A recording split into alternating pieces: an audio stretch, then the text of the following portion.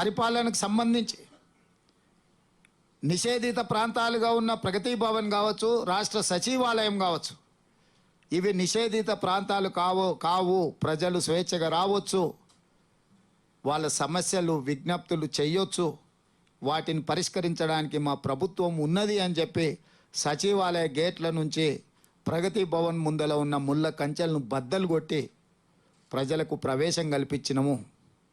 రాజపక్షే శ్రీలంకలో అధికారాన్ని కోల్పోయిన రోజు ప్రజలు ఏ సమరోత్సాహంతో వారి రాచరికపు ప్యాలెస్ల మీద దాడులు చేసినరో, మేము ప్రగతి భవన్ ముందల ఉన్న ముళ్ళ కంచెలను బద్దలు కొట్టినప్పుడు కూడా తెలంగాణ సమాజం అంతా జ్యోతిరావు పూలే భవన్లోకి, ప్రజాభవన్లోకి ప్రవేశించి స్వేచ్ఛగా తిరిగి ఈరోజు జ్యోతిరావు పూలే ప్రజాభవన్ ప్రజలకు ఒక వేదిక అయింది, ప్రజా సమస్యల పరిష్కారానికి నాంది పలికింది. అందుకే ఈరోజు అక్కడే కానీ రాష్ట్ర పరిపాలన నిర్దేశించే సచివాలయంలో పాత్రికేయ మిత్రుల నుంచి మొదలు పెడితే సామాన్య ప్రజల వరకు ప్రవేశాన్ని కల్పించి మా మంత్రివర్గ సహచరులను అందుబాటులో పెట్టి ముఖ్యమంత్రితో సహా అందరూ ప్రజలకు జవాబుదారీతనంగా ఉండాలి, మేము పాలకులం కాదు సేవకులము అని నిరూపించడానికి శాయశక్తులు ప్రయత్నం చేసి వచ్చిన వాళ్ళు ఇచ్చిన విజ్ఞప్తులను అన్నిటిని కూడా పరిష్కరించే ప్రయత్నం చేస్తున్నాము. అందులో పరిష్కరించేటి ఉండొచ్చు, పరిష్కారం కానీ ఉండొచ్చు, కనీసం వాళ్ళ విజ్ఞప్తులు వినే వేదిక కల్పిస్తున్నాము. ఇది పరిపాలన పరంగా అధికారులకు కూడా గుత్తాధిపత్యంగా కొద్దిమంది సామంతులను పెట్టుకొని నడిపినట్టుగా కొద్దిమంది అధికారుల చేతుల్నే అధికారాన్ని పూర్తిగా పెట్టి పరిపాలన సాగించిన విధానాన్ని స్వస్తి పలికి ప్రతి శాఖకు సమర్థవంతమైన అధికారులను నియమించి స్వేచ్ఛగా వాళ్ళు నిర్ణయాలు తీసుకునే విధంగా ఈరోజు పరిపాలనను వికేంద్రీకరించినము. ఇవాళ ఎస్పీలు కానీ కలెక్టర్లు కానీ ప్రిన్సిపల్ సెక్రటరీలు, చీఫ్ సెక్రటరీ కానీ, డీజీపీ కానీ, ఇతర అధికారులు కానీ, పంచాయతీరాజ్ కానీ, రెవెన్యూ కానీ, R&B కానీ, ఎక్సైజ్ కానీ, ఏ శాఖకు ఆ శాఖకు వాళ్ళ పని విభజన చేసి దానికి సంబంధిత శాఖలకు అధికారులను నియమించి ఆ మంత్రులను స్వేచ్ఛగా పనిచేసే విధంగా పరిపాలనను ముందుకు తీసుకొచ్చినాము.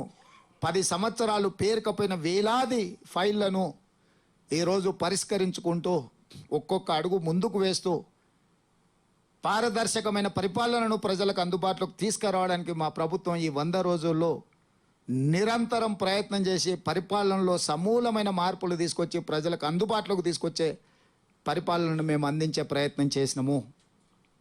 అదేవిధంగా సంక్షేమానికి సంబంధించి గతంలో ఆనాడు 2004-2014లో మా ప్రభుత్వం కాంగ్రెస్ పార్టీ అధికారంలో ఉన్నప్పుడు డాక్టర్ వైఎస్ రాజశేఖర రెడ్డి ముఖ్యమంత్రి గారు తీసుకున్న నిర్ణయాలను కొనసాగిస్తూనే అది ఉచిత కరెంటు కావచ్చు, రాజీవ్ ఆరోగ్యశ్రీ కావచ్చు, ఫీజు రియంబర్స్మెంట్ కావచ్చు, ముస్లిం మైనారిటీ 4% రిజర్వేషన్ కావచ్చు, ఆ రోజు తీసుకున్న ఎన్నో విధానపరమైన నిర్ణయాలను కొనసాగిస్తూనే కొత్తగా 6 గ్యారంటీలు ఏవైతే మేము ఇచ్చినామో ఆర్టీసీ బస్సులలో ఆడబిడ్డలకు ఉచిత ప్రయాణాన్ని 7.5 అధికారాన్ని చేపడితే 48 గంటలు తిరిగే లోపలనే డిసెంబర్ 9 నాడు ఉచిత బస్సు ప్రయాణం ఆడబిడ్డలకు కల్పించినాం. ఈ రోజు వరకు ఈ 100 రోజుల్లో 26 కోట్ల మంది మహిళలు ఉచిత బస్సు రవాణా సౌకర్యాన్ని వినియోగించుకున్నారు.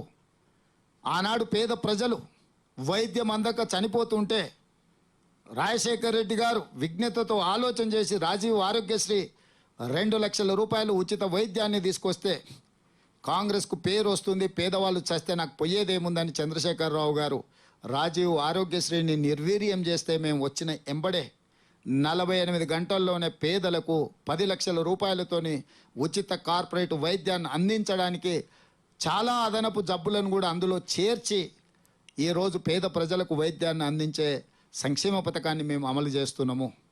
ఇదే కాకుండా ఆనాడు దీపం పథకం ద్వారా ఆడబిడ్డలు కష్టాలలో ఉన్నారు, కన్నీళ్లు పెడుతున్నారు, కట్టెల పొయ్యిలో ఊది ఆ పొగ గొంతులోకి ఊపిరితిత్తుల్లోకి పోయి క్యాన్సర్ వచ్చి చచ్చిపోతుంటే శ్రీమతి సోనియా గాంధీ గారు యూపీఏ ప్రభుత్వంలో దీపం పథకం ద్వారా గ్యాస్ పొయ్యి సిలిండర్ ఇవ్వడమే కాకుండా 400 రూపాయలకే సిలిండర్ ఇస్తే మోడీ కేసీఆర్ గారు కలిసి 1200 రూపాయలకు పెంచింది.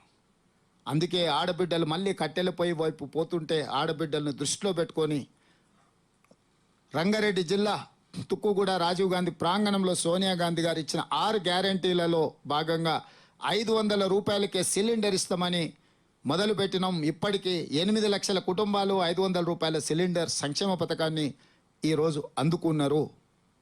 అదేవిధంగా వ్యవసాయానికే ఉచిత కరెంటు కాదు, భూమి లేని పేదలకు ఇళ్లలో కరెంటు బిల్లులు కూడా మోగుతున్నాయన్న ఆలోచనతోని తెల్లని రేషన్ కార్డు ఉన్న ప్రతి పేదవాడికి 200 యూనిట్ల వరకు ఉచిత కరెంటు ఇస్తామని చెప్పి దాన్ని అమలు చేసినాం. ఇప్పటికీ 38 లక్షల కుటుంబాలు ఈ పథకాన్ని వినియోగించుకున్నాయి.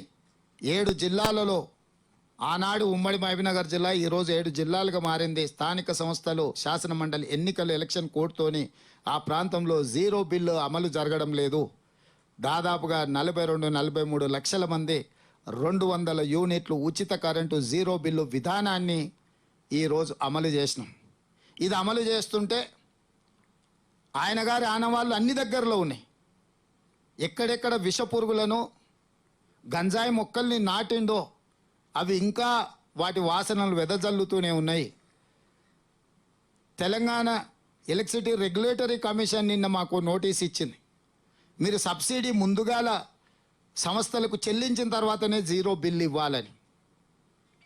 ఆ మేధావికి నేను చెప్పదలుచుకున్నా, ఇన్ని రోజులు రైతులకు ఉచితంగా కరెంట్ ఇస్తే ఆనాటి ప్రభుత్వం 24 గంటలు ఇస్తుందంటే ఏ రోజైనా ఈ ఆదేశం ఇచ్చినవా? నీ జాతి బుద్ధి నీ నీతి బోనించుకోలేదని చెప్పి ఆదేశాలు ఇచ్చినాయని నేను చెప్పదలుచుకున్నా. నీ ఇంటి పేరు తన్నీరు ఉన్నంత మాత్రాన్ని నువ్వు పన్నీరు అనుకుంటున్నావేమో. తెలివితేటలు మానాలి అని నేను చెప్పదలుచుకున్నా.